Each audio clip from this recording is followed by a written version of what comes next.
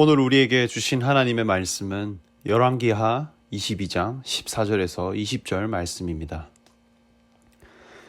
이에 제사장 hil기야와 또 아히감과 악볼과 사반과 아사야가 여선지 훌다에게로 나아가니 그는 하라스의 손자 디과의 아들로서 예복을 주관하는 살룸의 아내라.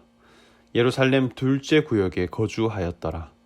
그들이 그와 더불어 말하매 훌다가 그들에게 이르되 이스라엘 하나님 여호와의 말씀이 너희는 너희를 내게 보낸 사람에게 말하기를 여호와의 말씀이 내가 이곳과 그 주민에게 재앙을 내리되 곧 유다 왕이 읽은 책의 모든 말대로 하리니 이는 이 백성이 나를 버리고 다른 신에게 분향하며 그들의 손의 모든 행위로 나를 경노하게 하였음이라. 그러므로 내가 이곳을 향하여 내린 진노가 꺼지지 아니하리라 하라 하셨느니라. 너희를 보내 여호와께 묻게 한 유다 왕에게는 너희가 이렇게 말하라. 이스라엘의 하나님 여호와가 이같이 말씀하셨느니라. 내가 들은 말들에 대하여는 내가 이곳과 그 주민에게 대하여 빈터가 되고 저주가 되리라 한 말을 내가 듣고 마음이 부드러워져서 여호와 앞 곧 내 앞에서 겸비하여 옷을 찢고 통곡하였으므로 나도 내 말을 들어노라 여호와가 말하였느니라. 그러므로 보라, 내가 너로 너희 조상들에게 돌아가서 평안히 묘실로 들어가게 하리니 내가 이곳에 내리는 모든 재앙을 내 눈이 보지 못하리라 하셨느니라 하니 사자들이 왕에게 보고하니라. 아멘.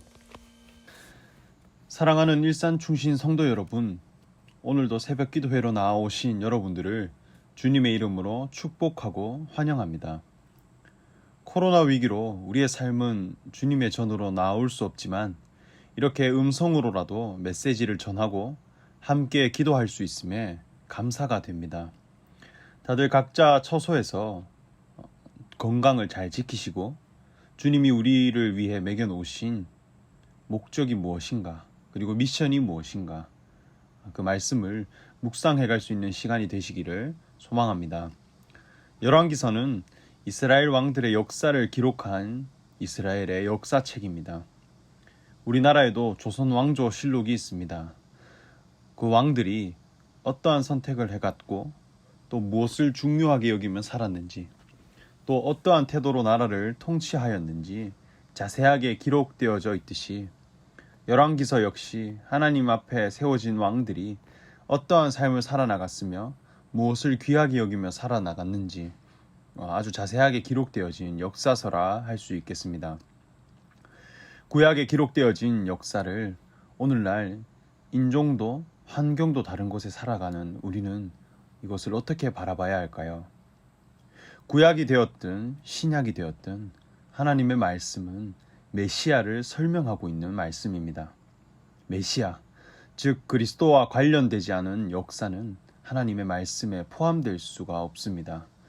역사 이야기가 되었든 율법의 말씀이 되었든 모든 말씀이 우리는 그리스도 앞에서 우리는 누구시며 그리고 하나님이 우리를 지으신 존재 위치를 찾아가는 말씀으로 받아간다면 말씀의 모든 교훈들이 우리를 하나님 앞에 바르게 되고 예수 그리스도를 발견하게 되는 놀라운 말씀이 되어질 것이라 확신합니다. 우리는 본래 하나님 앞에 왕같은 제사장으로 지음받았습니다.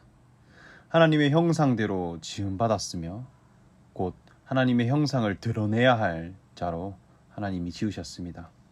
그리고 하나님이 창조하신 모든 세계를 다스릴 자로 지음받았습니다.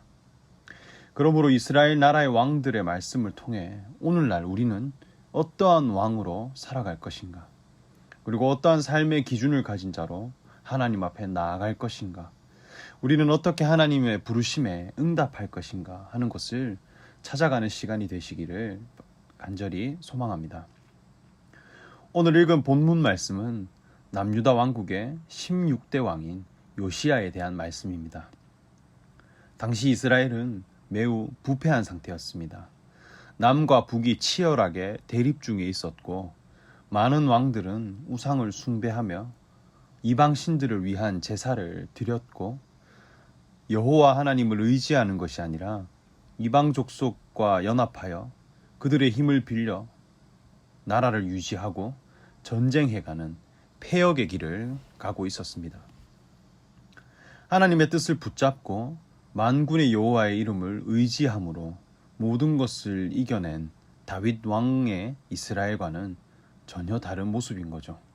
세상을 의지하였고 세상이 추구하는 가치들과 연합하여 나라를 유지하는 모습이었다는 것이죠. 그러한 시대 속에서 요시야는 하나님 앞에 정직한 자이고 그의 조상 다윗의 모든 길로 행하고 좌로나 우로나 치우치지 아니한 자였다, 이렇게 평가하고 있습니다. 그는 왕이 되고 난 후에 종교 개혁을 일으킵니다. 개혁이라고 하는 것은 새롭게 변화를 시도하는 것이고 그리고 본래의 자리로 되돌아가려는 시도입니다. 이스라엘 나라가 더 이상 이방 나라를 의지하고 이방 신을 섬기는 것이 아니라 하나님의 뜻에 충만한 나라로 회복되어지기를 간절히 바랬다는 것입니다. 지금의 삶에 만족하고 지금의 상황들이 자신을 지켜주고 자신의 요구를 충족시켜준다면 개혁할 필요가 없겠죠. 그런데 이러한 상황이 만족이 안 되더라는 것입니다. 아무리 풍요롭고 내가 때로는 삶이 위태롭더라도 이방신을 섬기며 살아가고 이방 족속을 의지하며 살아가는 이 삶에 대해서는 만족할 수가 없고 이러한 모습은 괴로움이 되더라는 것입니다. 그렇게 요시야 왕은 제사장 hil기야에게 성전의 재건과 종교 개혁을 지시하게 됩니다. 그렇게 성전을 건축하는 중에 대제사장 hil기야는 숨겨진 율법책을 발견하게 됩니다. 성전에서 보이지 않았던, 성전에서 감추어져 있었던 하나님의 말씀을 찾게 되어졌습니다. 하나님의 성전은 하나님의 뜻과 말씀과 하나님의 영이 충만해야 하는 곳인데 개혁의 정신을 가진 요시야로 말미암아 하나님의 율법을 발견하게 되었고 찾게 되어졌습니다. 율법을 낭독함으로 요시야는 옷을 찢으며 통곡하였고 온 유다의 백성을 위하여 말씀에 대해서 묻고 알려지기를 바라는 마음으로 지시를 했습니다. 그렇게 여선지자 훌다에게 나아갑니다. 훌다는 하나님의 말씀을 듣기 위해 나온 자들을 향해 책망의 말씀을 전합니다. 우리 본문 16절, 17절 말씀을 함께 읽어보겠습니다.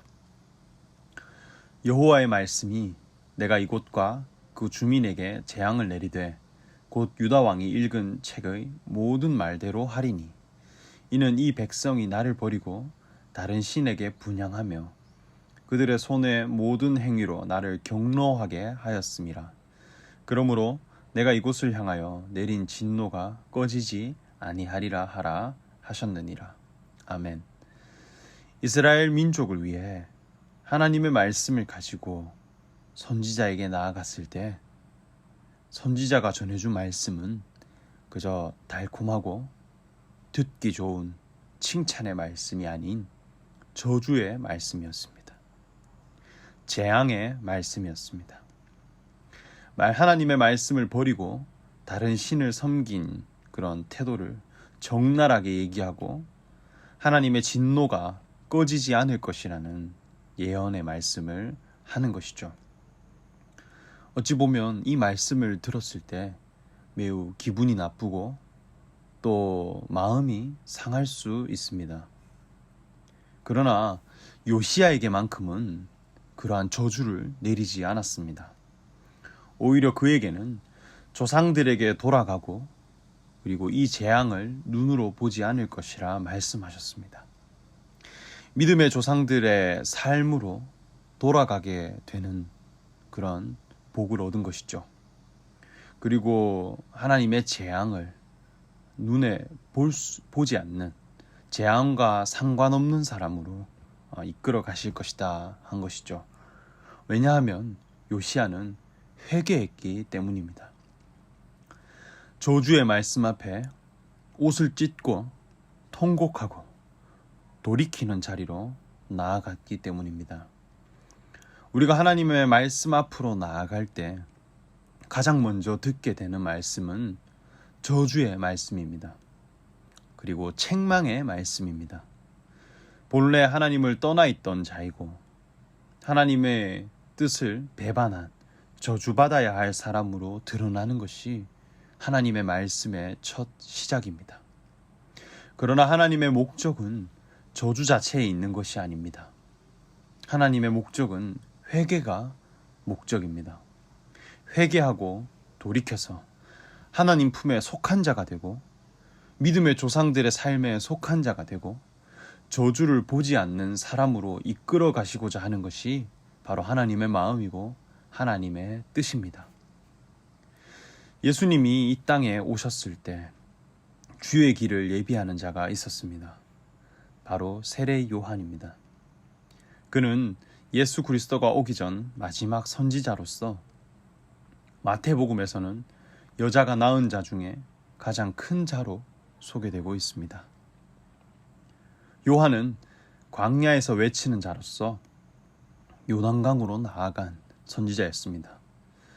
유다 백성들을 요단강으로 나아오게 함으로 하나님 앞에 우리는 모두가 죄인이고 회개하라 천국이 가까이 왔느니라 하였습니다.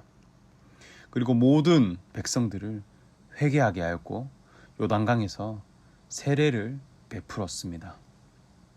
세례 요한의 가르침과 책망 앞에 회개하고 돌이킨 자들은 예수 그리스도께로 나아갈 수 있게 되었고 하나님의 나라로 오신 예수님을 따라갈 수 있는 자들로 회복되어지게 되었습니다.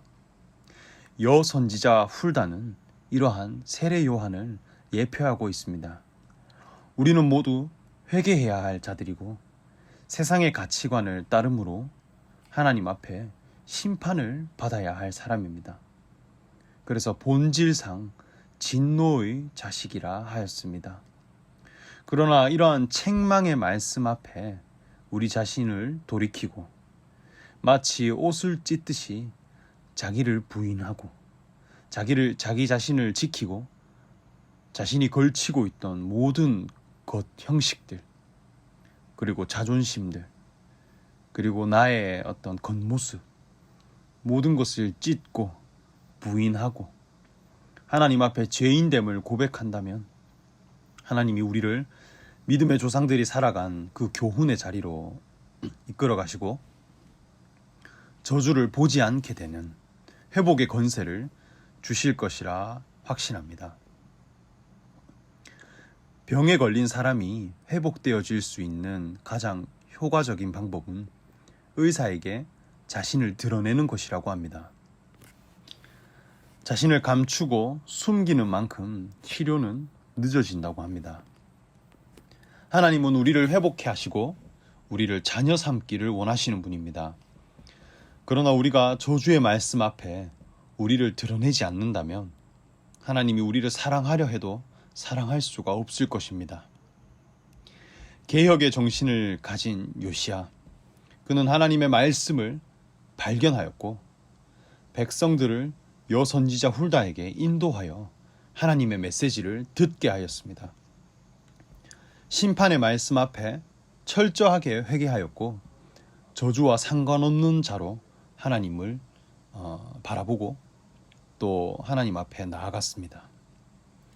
개혁의 정신으로 하나님께 돌아가는 그런 신앙의 도전을 할 수 있는 일산 충신 성도님들이 되시기를 간절히 소망하며 말씀을 전하게 됩니다. 우리 이 시간 말씀을 기억하며 기도하시겠습니다. 오늘 말씀의 내용처럼 개혁의 정신을 가진 요시야 왕의 그 태도를 본받게 해달라고 기도하겠습니다. 우리가 세상의 가치관과 또 세상의 힘을 의지함으로 하나님 앞에 의로워지고 하나님 앞에 왕이 되는 것이 아니라 오직 여호와의 말씀을 의지하고 또 하나님의 율법 앞에 우리가 옷을 찢으며 회개할 수 있는 그러한 자가 되게 해달라고 기도하겠습니다. 하나님의 말씀 앞에서 우리가 이 책망과 이 심판의 말씀 앞에 우리가 그저 머뭇거리는 것이 아니라 우리가 회개하고 돌이켜서 하나님 나라의 회복을 위해 우리가 나아갈 수 있는 자가 되게 해달라고 이 시간 함께 기도하겠습니다.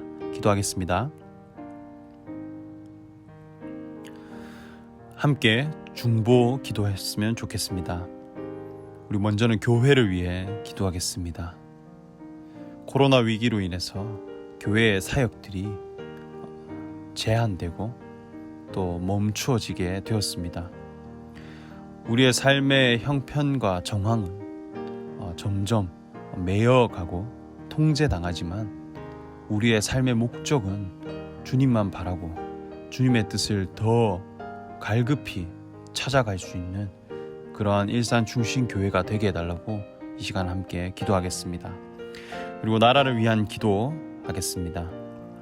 이 코로나 위기 가운데 우리 나라가 이 위기를 잘 극복하고 또 오직 우리 삶의 주인은 하나님밖에 없음을 발견하고 회개케 되는 그런 역사가 있게 해달라고 이 시간 기도하겠습니다. 그리고 열방을 위한 기도하겠습니다. 저희 일산 충신교회가 파송한 선교사님을 위해 기도합니다. 인도네시아에 있는 윤용호, 김경민 선교사님, 코로나 위기 속에서 사역의 길을 열어주시고 보호해달라고 기도하겠습니다. 이와 같이 교회와 나라와 열방을 위해 중보하고 개인의 기도 제목을 함께 기도하겠습니다.